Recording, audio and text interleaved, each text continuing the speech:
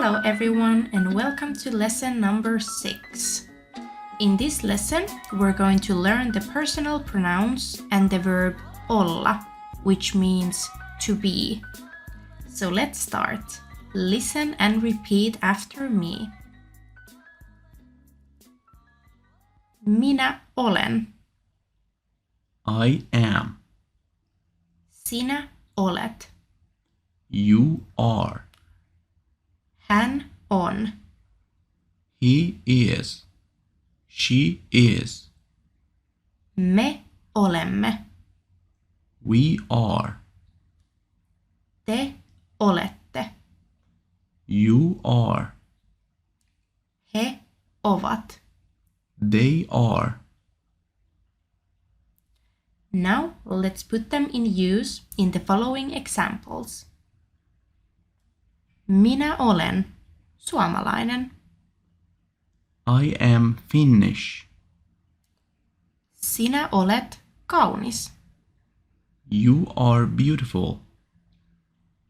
Hän on minun veli.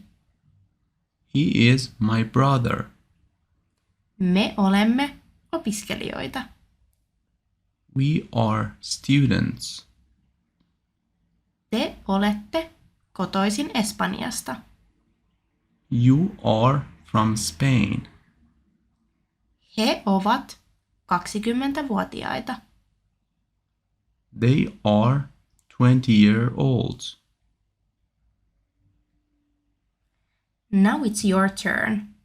Pause the video and try to say the sentences in Finnish. See some help from the blue texts. Notice that the nouns are not used in their basic form. We will talk about conjugation in the further lessons. For now, just focus on the personal pronouns and be verb.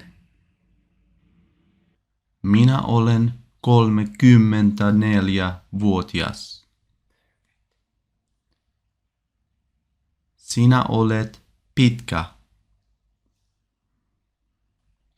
Hän on afrikkalainen. Me olemme opiskelijoita.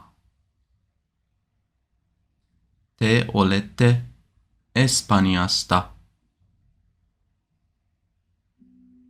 He ovat kauniita. Kiitos! See you in the next lesson!